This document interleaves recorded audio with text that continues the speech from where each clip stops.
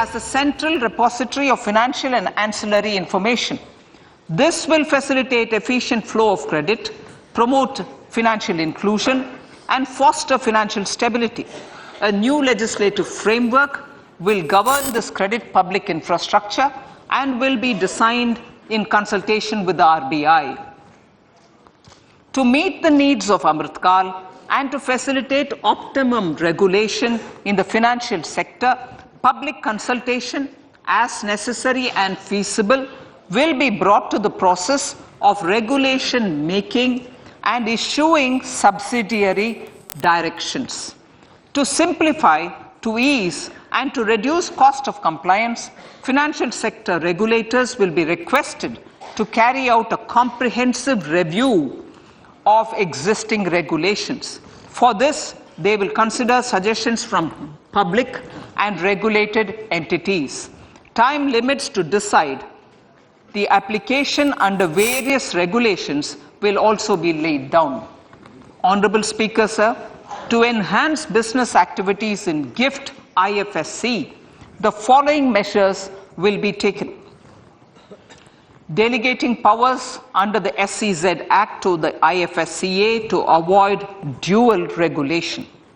Setting up a single window IT system for registration and approval of IFSCA, SEZ authorities, GSTN, RBI, SEBI, and IRDAI.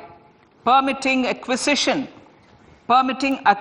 financing by IFSC banking units of foreign banks. Establishing a subsidiary of Exim Bank for trade refinancing. Amending IFSCA Act for statutory provisions for arbitration, ancillary services, and avoiding dual regulation under the SEZ Act, and recognizing offshore derivative instruments as valid contracts. Honorable Speaker, sir, data embassy.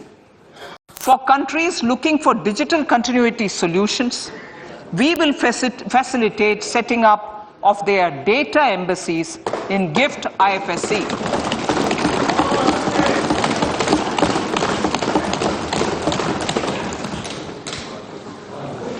Improving governance and investor protection in banking sector.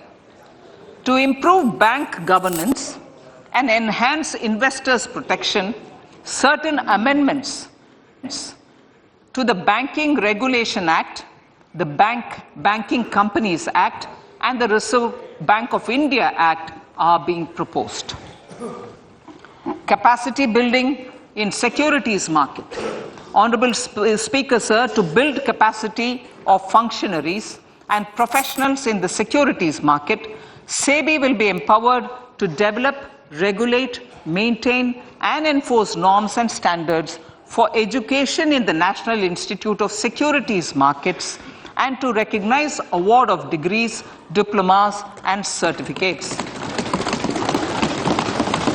A central processing center will be set up for faster response to companies through centralized handling of various forms filed with field officers under the Companies Act. Reclaiming of shares and dividends. To reclaim unclaimed shares and unpaid dividends from the Investor Education and Protection Fund Authority with ease, from the Investor Education and Protection Fund Authority with ease, an integrated IT portal will be established. Digital payments continue to find wide acceptance. In 2022, they show an increase of 76% in transaction and 91% in value. Fiscal support for this digital public infrastructure will continue. For commemorating Azadi Ka Amrit Mahotsav, a one-time new small savings scheme, Mahila Samman Savings Patra or Savings Certificate, Mahila Samman Savings Certificate will be made available for a 2-year period up to March 2025. This will offer deposit facility up to 2 lakh in the name of a woman or girls for a tenor of 2 years at fixed interest rate of 7.5% with partial withdrawal option. Senior citizens. The maximum deposit limit for senior citizens savings scheme will be enhanced from 15 lakh to 30 lakhs of rupees. The maximum deposit limit for monthly income account scheme will be enhanced from 4.5 lakh to 9 lakh for single account and from 9 lakh to 15 lakh for joint account. Honorable Speaker, sir, fiscal management. 50 years interest-free loan to states.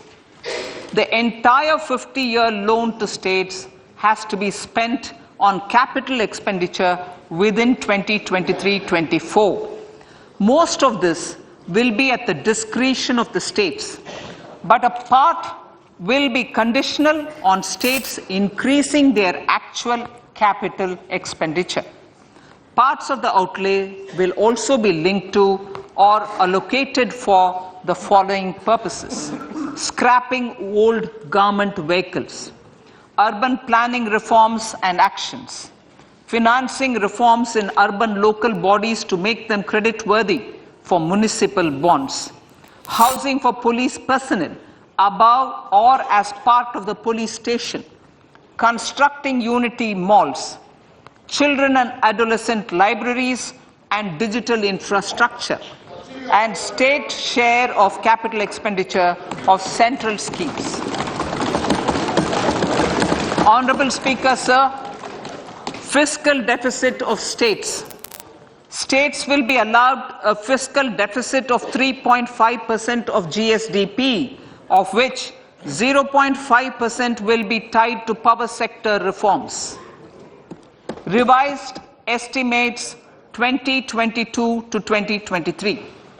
The revised estimate, Honorable Speaker, sir, of the total receipts other than borrowing is 24.3 lakh crores, of which the net tax receipts are 20.9 lakh crores. The revised estimate of the total expenditure is 41.9 lakh crores of rupees, of which the capital expenditure is about 7.3 lakh crores. The revised estimate of the fiscal deficit is 6.4% of GDP, adhering to the budget estimate. So budget estimates of 2023-24. Coming to 2023-24, the total receipts other than borrowings and the total expenditure are estimated at 27.2 lakh crores and 45 lakh crores respectively. The net tax receipts are estimated at 23.3 lakh crores.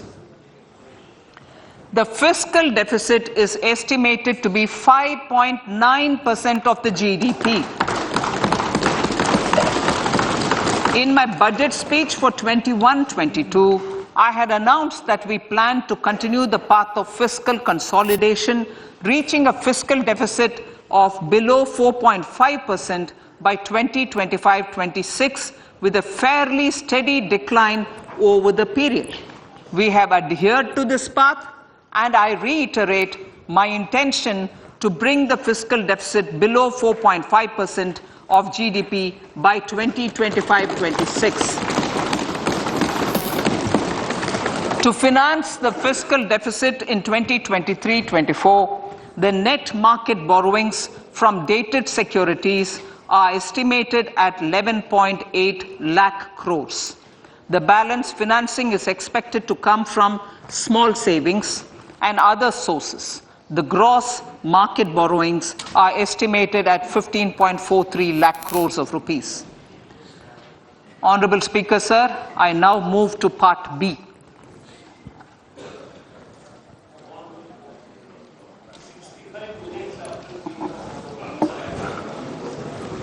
Indirect taxes. My indirect tax proposals will aim to promote exports, boost domestic manufacturing, enhance domestic value addition, encourage green energy and mobility. A simplified tax structure with fewer tax rates helps in reducing compliance burden and improving tax administration. I propose to reduce the number of basic customs duty rates on goods other than textiles and agriculture from 21 to 13. As a result, there are minor changes in the basic custom duties, cesses and surcharges on some items including toys, bicycle, automobiles and naphtha. Green mobility. To avoid cascading of taxes on blended compressed natural gas, I propose to exempt excise duty on GST paid compressed biogas contained in it.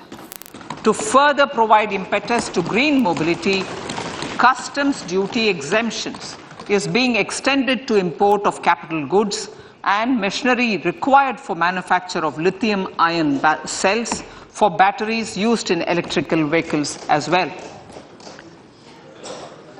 Electronics.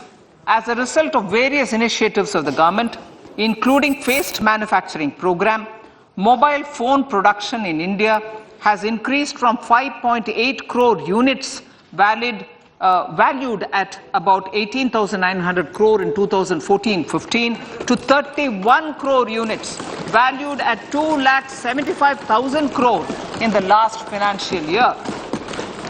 To further deepen domestic value addition in manufacturing of mobile phones, I propose to provide relief to customs duty. I propose to provide relief in customs duty on import of certain parts and inputs like camera lens and continue the concessional duty on lithium-ion cells for batteries for another year. Similarly, to promote value addition in manufacture of televisions, I propose to reduce the basic customs duty on parts of open cells of TV panels to 2.5%. Electrical. To rectify inversion of duty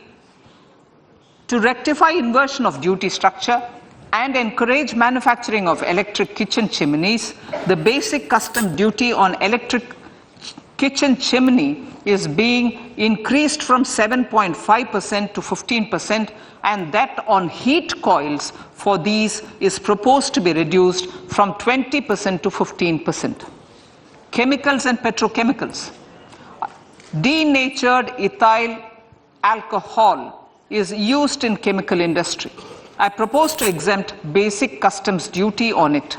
This will also support the ethanol blending program and facilitate an endeavor for energy transition. Basic customs duty is also being reduced on acid-grade fluorospar from 5% to 2.5% to make the domestic fluorochemicals industry competitive. Further, the basic customs duty on crude glycerin for use in manufacture of epichlorohydrin is proposed to be reduced from 7.5% to 2.5%.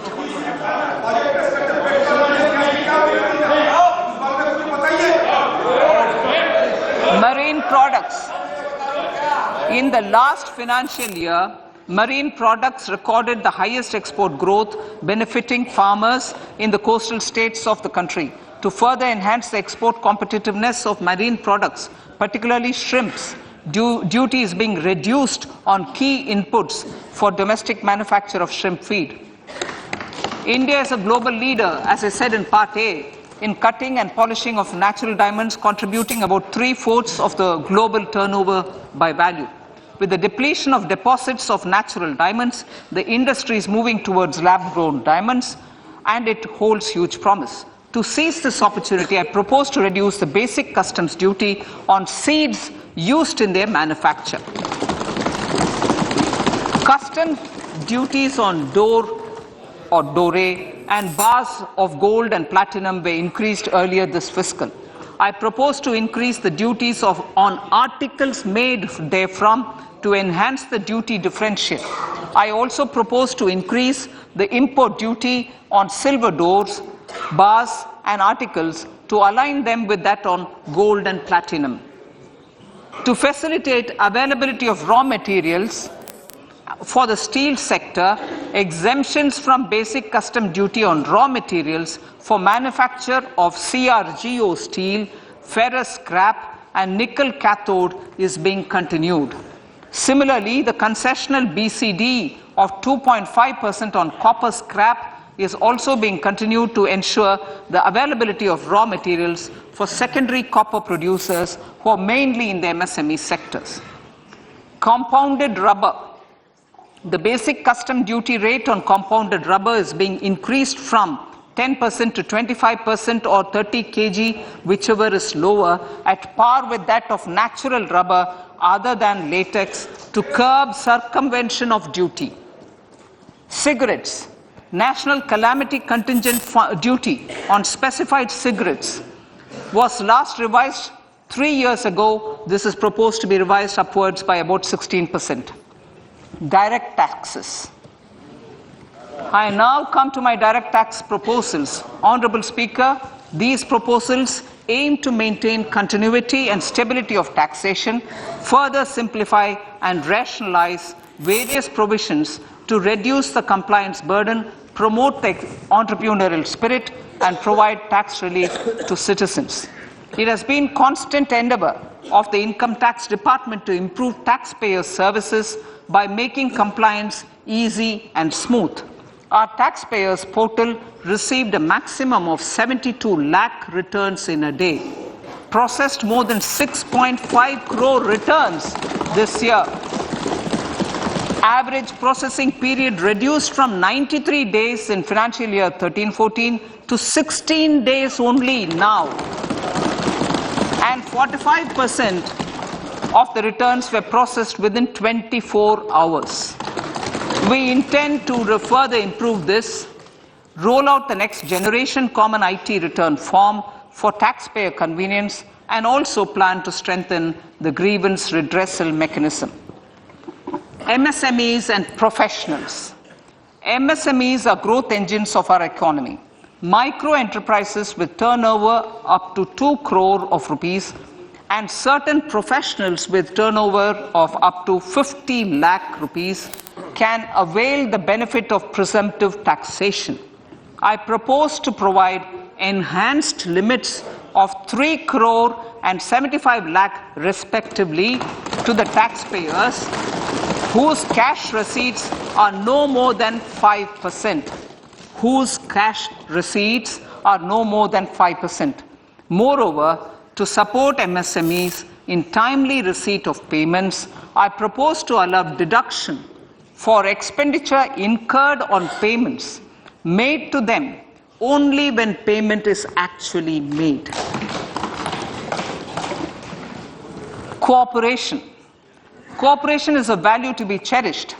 In realizing our Prime Minister's goal for Sehkar Se Samriddhi and his resolve to connect the spirit of cooperation with the spirit of Amrit Kal, in addition to the measures proposed in Part A, I have a slew of proposals for the first, new cooperatives that commence manufacturing activities till 2024 31st March shall get the benefit of a lower tax rate of 15%, as is presently available to new manufacturing companies. Secondly, I propose to provide an opportunity to sugar cooperatives to claim payments made to sugarcane farmers for the period prior to the assessment year 2016-17 as expenditure. This is expected to provide them a relief of almost 10,000 crores. Thirdly, I am providing a higher limit of 2 lakh per member for cash deposits to loans in cash by primary agricultural cooperative societies and primary cooperative agriculture and rural development banks. I repeat that. Thirdly, I am providing a higher limit of 2 lakh per member for cash deposits to and loans in cash by primary agricultural cooperative societies and primary cooperative agricultural and rural development banks. Similarly, a higher limit of 3 crore for TDS on cash withdrawal is being provided to cooperative societies. Startups.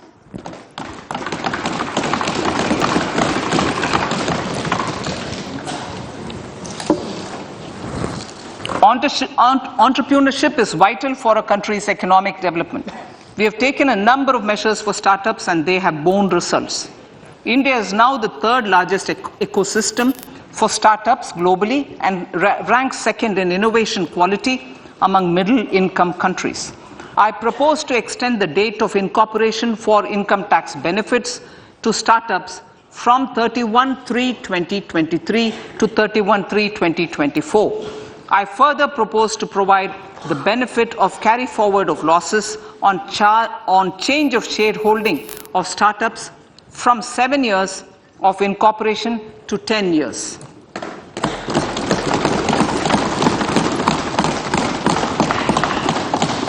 To reduce the pendency of appeals at commissioner level, I propose to deploy about 100 joint commissioners for disposal of small appeals. We shall also be more selective in taking up cases for scrutiny of returns already received this year. Better targeting of tax concessions.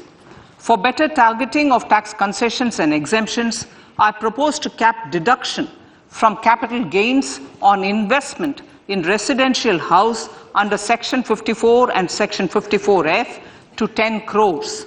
Another proposal with similar intent is to limit income tax exemption from proceeds of insurance policies with very high value.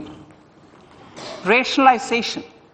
Honorable Speaker, sir, there are a number of proposals relating to rationalization and simplification.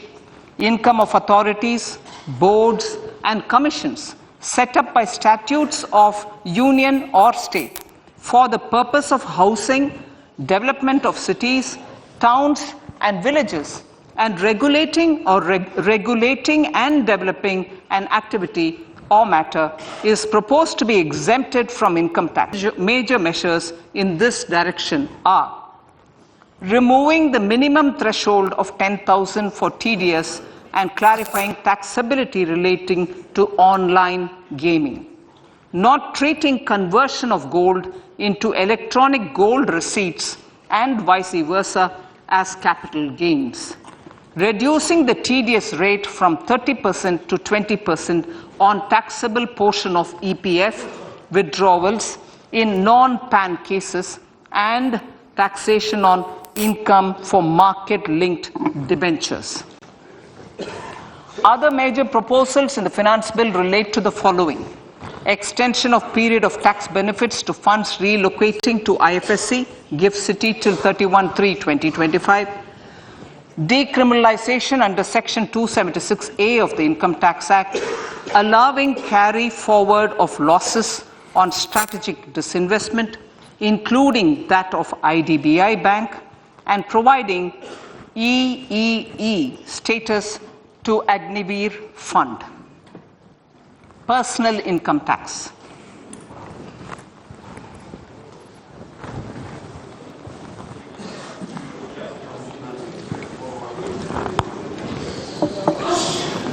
Now I come to what everyone is waiting for.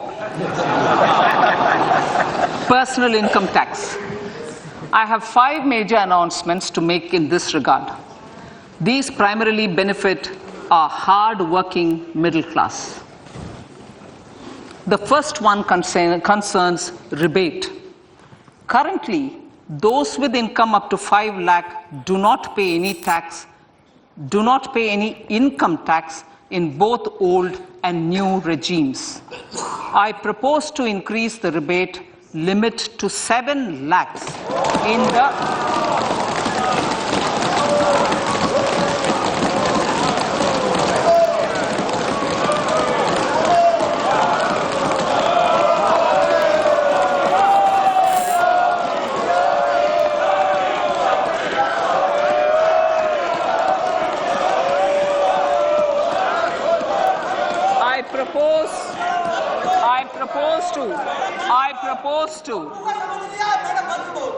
propose to increase the rebate limit to 7 lakh in the new tax regime. Thus, persons in the new tax regime with income up to 7 lakhs will not have to pay any tax at all. The second proposal relates to middle-class individuals. I had introduced in the year 2020 the new personal income tax regime with 6 income slabs starting from 2.5 lakh. I propose to change the tax structure in this regime by reducing the number of slabs to 5 and increasing the tax exemption limit to 3 lakhs. The new tax rates are 0 to 3 lakh, nil. 3 to 6 lakhs, 5%. 6 to 9 lakhs, 10%. 9 to 12 lakh, 15%. 12 to 15 lakhs, 20%. And above 15 lakhs, 30%. This will provide major relief to all taxpayers in the new regime. An individual with an annual income of 9 lakhs will be required to pay only 45,000 rupees. This is only 5% of his or her income. It is a reduction of 25% on what he or she is required to pay now. That is 60,000. So in the place of 60,000, it is now only 45,000. Similarly, an individual with an income of 15 lakh rupees would be required to pay only 1.5 lakh or 10% of his income or her income, a reduction of 20% from the existing liability of 1,87,500 rupees. My third proposal is for the salaried class and the pensioners, including family pensioners, for whom I propose to extend the benefit of standard deduction. 25 minutes. Item number 1, Manya. Item number 2, Srimati Nirmala Sitharaman ji. Sir, with your permission, I lay on the table of the following statements. Under Section 3(1) of the Fiscal Responsibility Budget Management Act 2003, 1. Medium-term fiscal policy cum fiscal policy strategy statement and macroeconomic framework statement. माननीय सदस्यगण, जैसा कि आपको समाचार भाग 2 के माध्यम से पहले ही सूचित किया जा चुका है कि माननीय वित्त मंत्री जी के बजट भाषण की प्रतियां हार्ड कॉपी के रूप में उपलब्ध कराई गई है। आप बजट भाषण की अपनी अपनी प्रति प्रकाशन पलक से ले लें। आपको ये भी सूचित किया जाता है कि माननीय मंत्री द्वारा बजट प्रस्तुत किए जाने के पश्चात उसकी प्रतियां आपको मेंबर्स पोर्टल के माध्यम से उपलब्ध करा दी जाएगी। आइटम नंबर 3, माननीय मंत्री जी, वित्त मंत्री जी।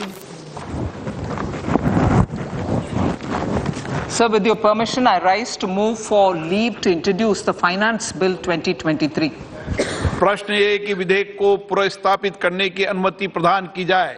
जो सदस्य इसके पक्ष में हाँ कहें, जो सदस्य विरोध में ना कहें। मेरे विचार में निर्णय हाँ वालों के पक्ष में, हाँ वालों के पक्ष में। माननीय मंत्री जी विधेयक को पुनर्स्थापित करें। 2023-24 ஆண்டிற்கான அந்த மத்திய பட்ஜெட்டானது நாடாளுமன்றத்தில் தாக்கல் செய்யப்பட்டது. மத்திய நிதி அமைச்சர் நிர்மலா சீதாராமன் இந்த பட்ஜெட்டை தாக்கல் செய்தார். குறிப்பாக பார்க்கும்பொழுது இதில் புதிய வரி சலுகைகளானது தெரிவிக்கப்பட்டிருக்கிறது. அதாவது ஆண்டு வருமானம் 7 லட்சம் வரை இருப்பவர்கள் வருமான வரி செலுத்த தேவையில்லை என்ற ஒரு புதிய அறிவிப்பு ஒன்று வெளியாக இருக்கிறது. பல்வேறு அறிவிப்புகளை கொண்டதாக இந்த பட்ஜெட்டானது அடங்கியிருக்கிறது. அதே போல புதிய நர்சிங் கல்லூரிகள் அமைக்கப்படும் போன்ற பல்வேறு அறிவிப்புகளானது வெளியாக இருக்கிறது. ஆண்டு வருமானம் 7 லட்சம் ரூபாய் வரை இருப்பவர்கள் வருமான வரி செலுத்த தேவையில்லை என்றும் தெரிவிக்கப்பட்டிருக்கிறது.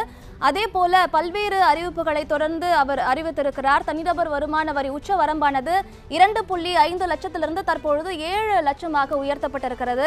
5G சேவை போன்ற பல்வேறு அறிவிப்புகளானது இந்த பட்ஜெட்டில் இடம்பெற்றிருக்கிறது. அதே போல தங்கம், வைரம், வெள்ளி விலைகளானதும் உயரக்கூடும் என்றும் தெரிவிக்கப்பட்டிருக்கிறது. மத்திய பட்ஜெட் 2023-24 பல்வேறு அறிவிப்புகள் தொடர்ந்து வெளிவந்த வண்ணம் இருக்கின்றன. தனிநபர் வருமான வரி உச்சவரம்பானது 7 லட்சமாக உயர்த்தப்பட்டிருப்பது வரவேற்கக்கூடிய ஒன்றாக பார்க்கப்படுகிறது. தொடர்ந்து 9 லட்சம் ஆண்டு வருமானம் உள்ளவர்கள் 45,000 தான் வருமான வரி செலுத்தி வருவதாகவும் தெரிவிக்கப்பட்டிருக்கிறது. தங்கம், வைரம் போன்றவற்றின் விலை உயரக்கூடும் என்று தெரிவிக்கப்பட்டிருக்கிறது. பட்ஜெட்டில் புதிய அறிவிப்புகளானது தொடர்ந்து வெளிவந்து கொண்டிருக்கின்றன. மத்திய நிதி அமைச்சர் நிர்மலா சீதாராமன் இந்த மத்திய பட்ஜெட்டை நிதிநிலை அறிக்கையை நாடாளுமன்றத்தில் தாக்கல் செய்திருக்கிறார். பல்வேறு அறிவிப்புகள் அடங்கிய இந்த பட்ஜெட்டில் புதிய சலுகைகளும் இடம்பெற்றிருக்கின்றன. ஆண்டு வருமானம் 7 லட்சமாக இருப்பவர்கள் வருமான வரி செலுத்த தேவையில்லை என்று தெரிவிக்கப்பட்டிருக்கிறது. தனிநபர் வருமான வரி உச்சவரம்பானது தற்பொழுது உயர்த்தப்பட்டிருக்கிறது. 2.5 லட்சமாக இருந்தது, தற்பொழுது 7 லட்சம் வரை உயர்த்தப்பட்டிருக்கிறது. இந்த வருமான வரி சலுகையை பெறுவதற்கு புதிய வருமான வரி முறைகளை கடைபிடிக்க வேண்டும் என்றும் தெரிவிக்கப்பட்டிருக்கிறது. அதே போல செல்போன் உதிரி பாகங்கள், கேமராக்கள், டிவிகளுக்கு சுங்கவரி விலக்கும் அறிவிக்கப்பட்டிருக்கிறது. பல்வேறு அறிவிப்புகளை கொண்ட புதிய பட்ஜெட் இந்த ஆண்டிற்கான நிதிநிலை அறிக்கையானது நாடாளுமன்றத்தில் தாக்கல் செய்யப்பட்டிருக்கிறது. மத்திய நிதியமைச்சர் நிர்மலா சீதாராமன் இந்த புதிய அறிவிப்புகளை வெளியிட்டு வருகிறார்.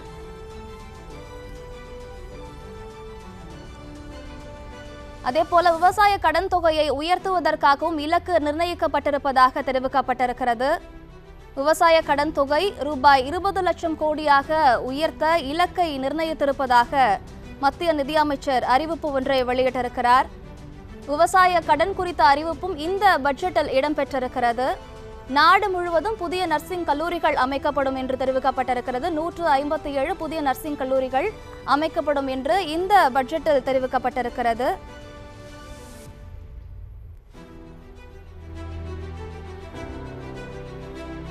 அதேபோல தனிநபர் வருமானம் 2 மடங்கு உயர்ந்துள்ளதாக அறிவித்திருக்கிறார் மத்திய நிதியமைச்சர். தனிநபர் வருமானமானது இந்த முறை 2 மடங்காக உயர்ந்திருப்பதாகவும் ஏற்றுமதி உயர்வில் இந்தியா 5வது இடத்திற்கு முன்னேறி இருப்பதாக தெரிவித்திருக்கிறார். கடந்த 10 ஆண்டுகளில் 9வது இடத்திலிருந்து தற்பொழுது 5வது இடத்திற்கு ஏற்றுமதி வளர்ச்சியானது அதிகரித்திருப்பதாகவும் இந்தியா 5வது இடத்திற்கு முன்னேறி இருப்பதாக ஏற்கனவே அவர் சுட்டிக்காட்டியிருந்தார்.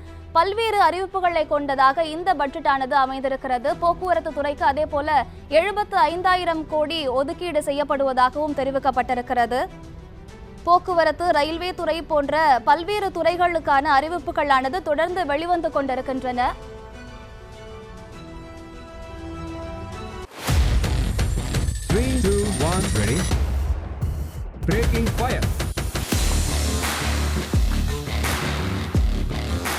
Lights on. Camera ready. On and.